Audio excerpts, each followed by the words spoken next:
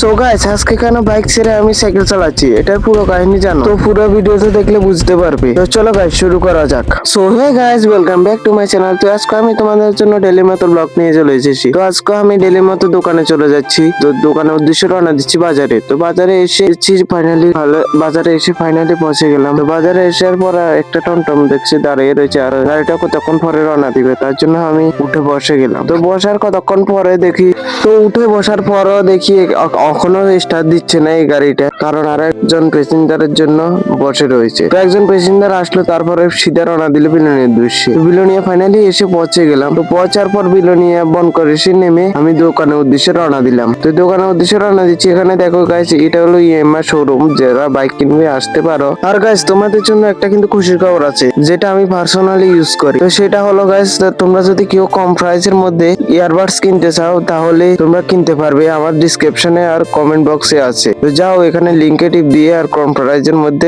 নয়েসের ইয়ারবাডসটা কিনো। আর গাইস এটা কিন্তু আমি পার্সোনালি ইউজ করি, এখন কি দেখতে পাচ্ছ আমার কানেও আছে এখন। তো যাও তোমরা কিনতে পারো, এই ডিসক্রিপশনে যে লিঙ্কটার মধ্যে টিপ দিয়ে বাই করতে পারো ইয়ারবাডসটা। তো গাইস ফাইনালি দোকানে এসে পৌঁছে গেলাম। তো দোকানে এসে পৌঁছার পর দেখছি বাইরের দিকে অনেকটাই কালো করে রয়েছে। আর এটা হলো আমাদের ব্যাকগ্রাউন্ড, মানে পিচ কিনার। আর এখানে দাদাটা কথা বলছে কার সাথে জানি। আর আজকে কিন্তু বৃষ্টি আসবার সম্ভাবনা আছে, মেঘও কালো করে রয়েছে। তো এরপরে আমিও দেরি না করে আমি চার্জারটা নিয়ে মোবাইলটা চার্জে বয়ে দিব, কারণ বৃষ্টি আসলে কারেন্ট যেতেও পারে। এখন আমাদের ত্রিপুরাটা অনেকটাই বদলে গেছে, বৃষ্টি আসবার আগেই কারেন্ট চলে যায়। তো এরপরে চার্জে বসে দিলাম। তো চার্জে হওয়ার পর আমি আবার তো একটা বাইক এসেছিল আমাদের সার্ভিসিং করার জন্য, এটা সার্ভিসিং করে দিল। আর এরপরে আরেকটা বাইক এসেছিল লগে পাশের দোকানে। তো পাশের দোকান থেকে একটা কাস্টমার দিল যে তার নাকি হেডলাইটটা ভেঙে গিয়েছে, তো হেডলাইটটা লাগাতে হবে। তার জন্য আমরা এগুলো খুলে দিলাম। খুলে দেওয়ার পর আমি এখানে বসে রইলাম, কারণ দোকানে কেউ নেই। তার কারণে আমি বসে রয়েছি, চারিপাশে ঘুরছি। আর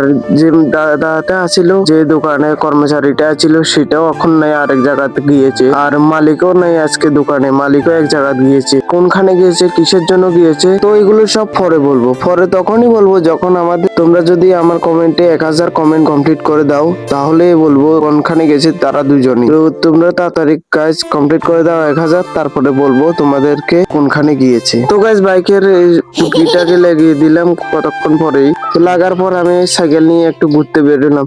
তো সাইকেলটা হলো একজন ছেলে, তো ছেলেটা পাম্প দিতে এসেছিল, তাই আমি সাইকেলটা নিয়ে ঘুরতে বেরিয়ে গেলাম। তো কতক্ষণ ঘোরাঘুরি করার পর তাকে দিয়ে দিলাম সাইকেলটা। তো সাইকেলটা দেওয়ার পর ফাইনালি সন্ধ্যা হয়ে গেল। তো আমিও বাড়ির উদ্দেশ্যে রওনা দিচ্ছি, কারণ অনেকটা লেট হয়ে গেলে কিন্তু গাড়ি পাবো না। তো আজকে কিন্তু সকাল চলে এসেছি, কারণ মালিক নেই। তো গাইস আবার নেক্সট ভিডিওতে দেখা হবে, ততক্ষণ বাই গাইস।